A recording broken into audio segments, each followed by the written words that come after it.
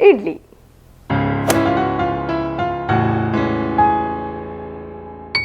Hi, hello, வணக்கம். தோசை பீஸா உங்களை அன்புடன் வரவேற்கிறது. நான் காஸ்டர் ஜெயக்குமார். சுவையான தட்டு இட்லி எப்படி பண்ணுறதுன்னு பார்க்கலாம். நிறையவே நம்மளுடைய இட்லியை நம்ம செய்து பார்த்துட்டோம். இதுலேயும் பெரிய மாற்றமோ வித்தியாசங்களோ இல்லை. ஆனாலும் ரொம்ப பிரபலமாக தட்டு இட்லி அப்படின்னு எல்லா இடத்துலையும் கேள்விப்பட்டுருக்கோம். எல்லாரும் சொல்லிட்டு இருக்காங்க. அதை நாமளுமே செய்து பார்ப்போம் அப்படின்றதுக்காக இப்போ நம்ம செய்து பார்க்க போகிறோம். வாங்க சுவையான தட்டு இட்லி எப்படி செய்யறதுன்னு பார்க்கலாம்.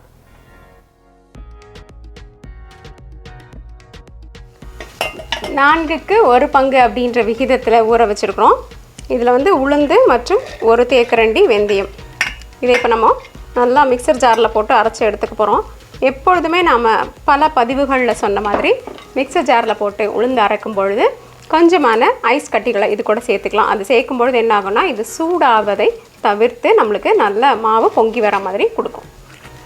இப்போ நம்ம ஐஸ் கட்டிகளை இது கூட சேர்த்துக்கலாம். பார்த்தீங்களா, மாவு சூடாகாமல் நல்ல வெளிப்புறம் ரொம்ப குளிர்ந்து காணப்படுது. இப்படி தான் நம்மளுக்கு இருந்ததுன்னா நம்மளுக்கு உளுந்து நல்லா பொங்கி வரும். அதனால் இன்னும் கொஞ்சம் கூட ஐஸ் கட்டிகளை போட்டு நல்லா இதை அரைச்சி எடுத்துக்கலாம். இப்போ நம்மளுக்கு நல்லா அரைக்கப்பட்ட உளுந்து மாவு தயாராக இருக்குது. அடுத்தது ஒரு அளவுக்கான உளுந்து எடுத்துக்கிட்டோன்னா 3/4 அளவுக்கான ஜவ்வரிசியை எடுத்துக்கணும். அரை கப்பு இதுக்கு, இது 3/4 கப்பாக இருந்தால் அரை கப்புக்கு அவல் எடுத்து போட்டுக்கலாம்.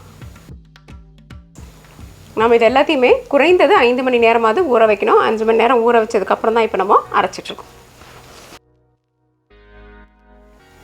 அருமையாக அரைக்கப்பட்ட ஜவ்வரிசி மற்றும் அவல் தயாராக இருக்குது.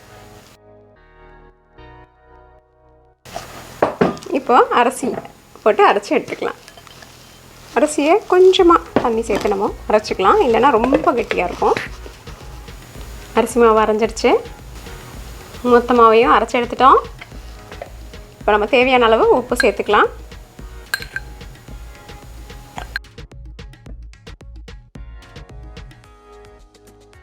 இப்போ நம்ம இந்த மாவை நல்லா கலந்துட்டோம். இது 8 மணி நேரமாவது புளிப்பதற்கு வைக்க வேண்டும். அப்போ தான் மேலே புளிச்சு இந்த மாவு பொங்கி வந்தால் தான் இட்லிகள் மிருதுவாக இருக்கும். அது ரொம்ப முக்கியமான ஒரு தேவை.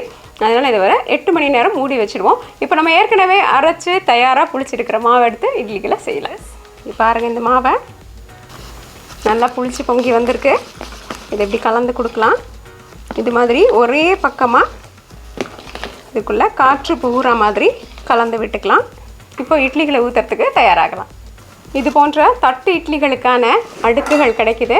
இது மாதிரி நம்மளுக்கு இருந்ததுன்னா சரி, இல்லைன்னா நம்ம என்ன பண்ணலான்னா நம்மளுடைய இட்லி தட்டிலேயே இதை ஊற்றி எடுத்துடலாம்.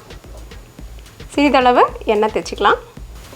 அப்படி இந்த மாதிரி தட்டு இல்லை என்ன பண்ணலாம் அப்படின்னு நினச்சிங்கன்னா, நம்ம வீட்டில் இருக்கிற சின்ன சின்ன தட்டுகளை கூட கொஞ்சம் அழகாக ஊற்றி வடிவமாக கீழே எதையாவது ஒரு பாத்திரங்களை எதையாவது வச்சு நம்ம இட்லி தட்டு மாதிரி வைக்கிறதுக்கு வச்சுக்கலாம். ஏன்னா நம்மளுக்கு இந்த தட்டின் வடிவம் வேணும் அப்படின்னு நம்ம நினச்சோன்னா தேவைப்படும் இல்லைங்களா.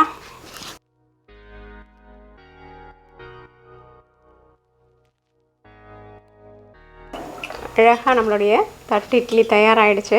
இங்கே பாருங்கள், குக்கர் பாத்திரத்தில் அல்லது ஏதாவது ஆவி வேக வைக்கக்கூடிய ஒரு பாத்திரமாக நம்ம எடுத்துக்கலாம். இட்லி வேக வைக்கிற பாத்திரத்தை எடுத்துக்கிட்டு அடியில் சிறிதளவு தண்ணீர் ஊற்றிட்டு இந்த தட்டுக்களை இதுக்குள்ளார வைக்கலாம்.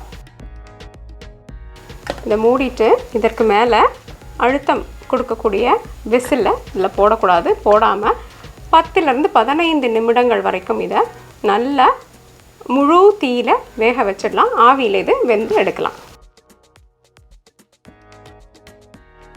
இப்போ 15 நிமிஷத்துக்கு அப்புறமா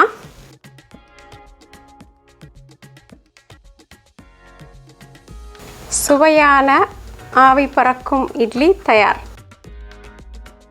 இப்போ ரொம்ப சூடாக இருக்கும் பொழுது அடியிலேருந்து இலகி வருவதற்கு நம்மளுக்கு கொஞ்சம் கஷ்டமாக இருக்கும். அதனால் ஒரு 2-3 நிமிஷம் கொஞ்சம் ஆற விட்டுட்டு அப்புறமா இதை எடுக்கலாம்.